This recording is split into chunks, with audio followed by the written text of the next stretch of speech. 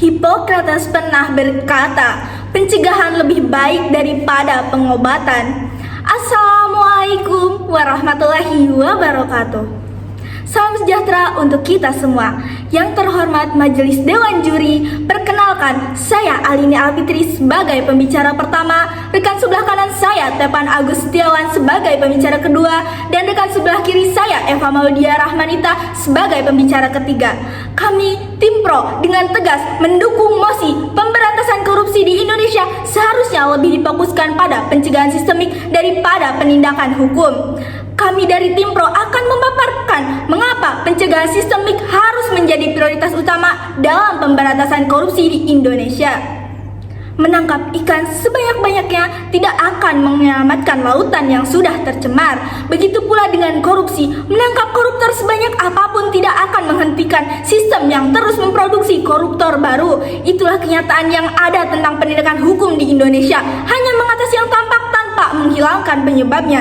Izinkan saya, Dewan Juri yang terhormat, menegaskan definisi dari mosi ini. Pencegahan sistemik adalah upaya mencegah korupsi melalui perbaikan struktur kelembagaan, regulasi, dan sistem pengawasan. Sementara penindakan hukum adalah proses penegakan hukum terhadap pelaku korupsi yang sudah terjadi. Meski sudah ribuan koruptor yang ditangkap dan dihukum, korupsi di Indonesia masih merajalela dengan angka yang terus meningkat. KPK sendiri mencatat 1.878 pelaku korupsi ditindak pada tahun 2024 sampai dengan 2025. Hanya 5-7% dari kasus korupsi yang dilaporkan berhasil divonis.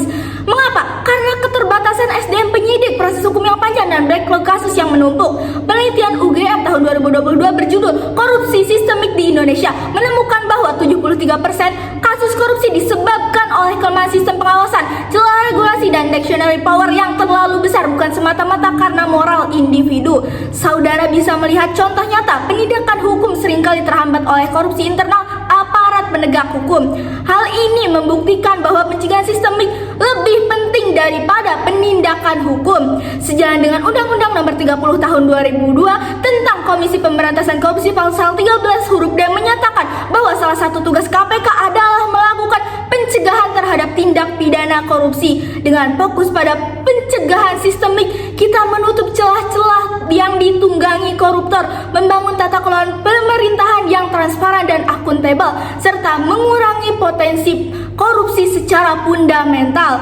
Kami sebagai Tim Pro percaya penindakan hukum tanpa pencegahan sistemik adalah pemberantasan korupsi seperti memadamkan api dengan ember bocor.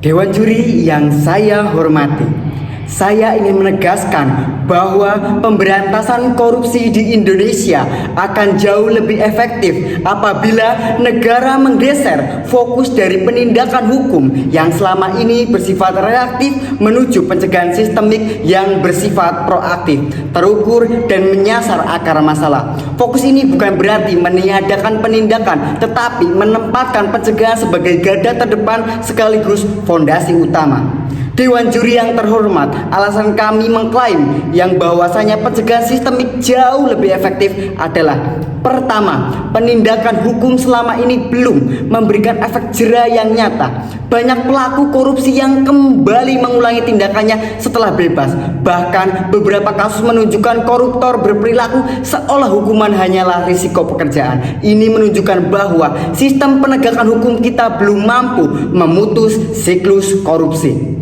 Kedua, pencegahan jauh lebih efisien dan menguntungkan secara ekonomi.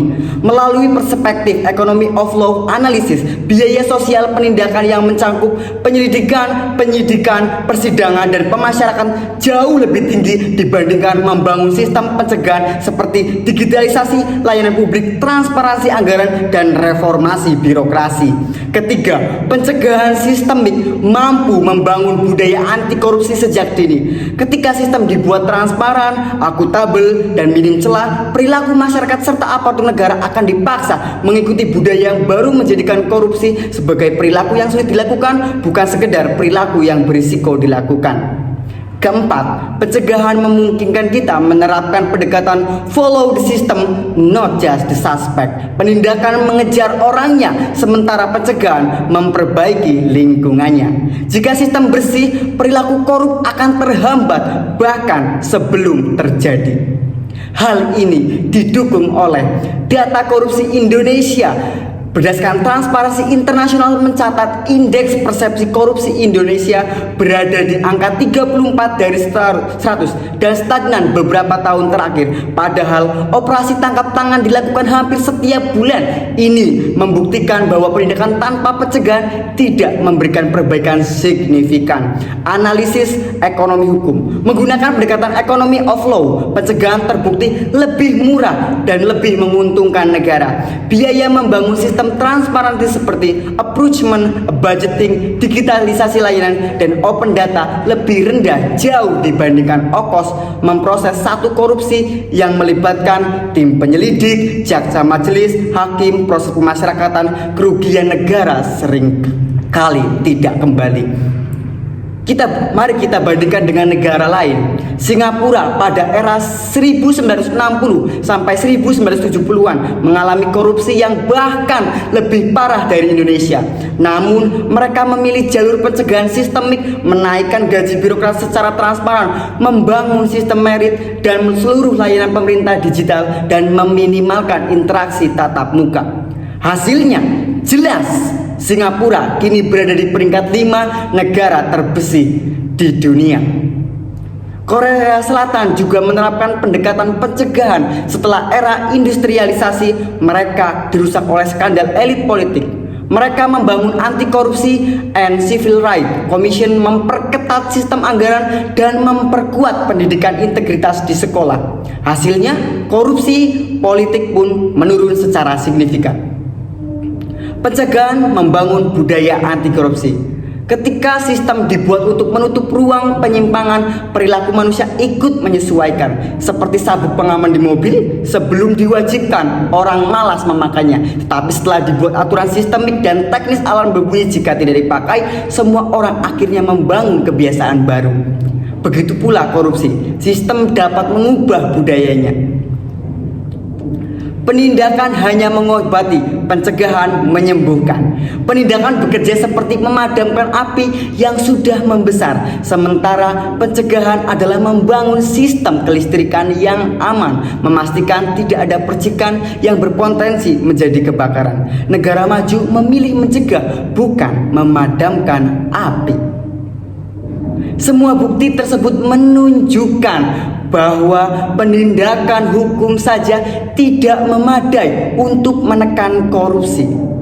Selama sistem masih membuka celah transparansi gelap, selama prosedur tidak transparan, dan selama perilaku birokrasi tidak dibingkai dalam budaya integritas, maka penindakan hanya akan menangkap pelaku satu persatu tanpa mengubah akar masalah.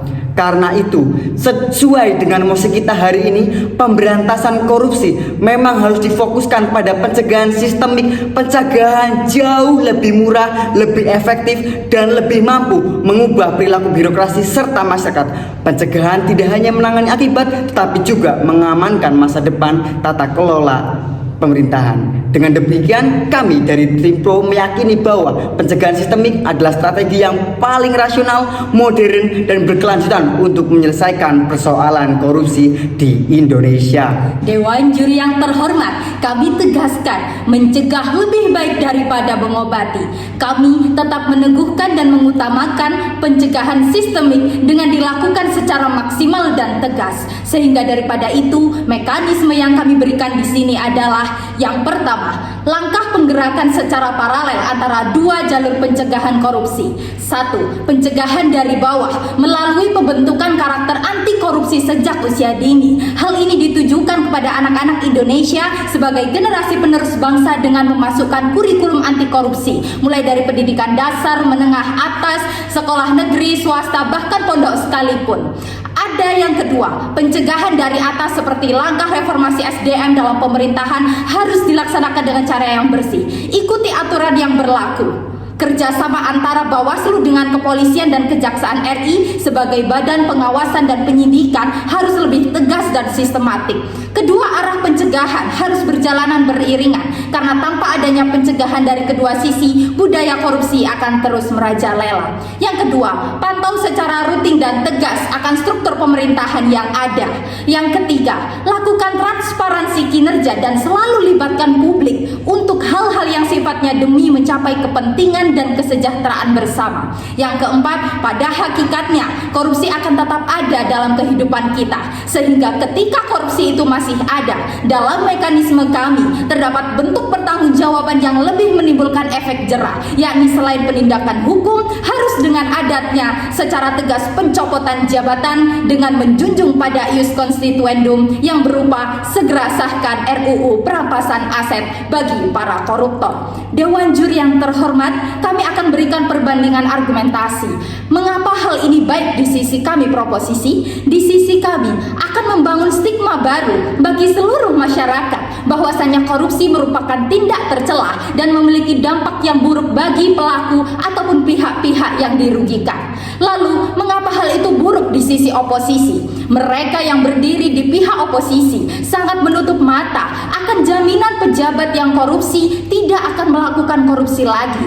Kami berani tegaskan bahwa pejabat yang melakukan korupsi tidak akan pernah takut dengan penjara selagi dia masih memiliki posisi kewenangan dan kedudukan aset atas pemerintah. Lalu stigma masyarakat akan korupsi tidak akan seurgent itu. Ketika ada korupsi kecil yang ada di kehidupan sehari-hari, masyarakat akan menganggap itu merupakan masalah yang kecil. Namun budaya-budaya kecil itulah yang seharusnya bisa kita cegah agar tidak sampai terjadi. Sehingga dengan ini kami nyatakan dengan tegas dan lugas bahwa mekanisme yang telah kami berikan merupakan solusi yang sesuai dan sangat berpotensi untuk mengurangi adanya jumlah tindak pidana korupsi di Indonesia. Maka dari itu kami amat bangga berdiri sebagai tim pro.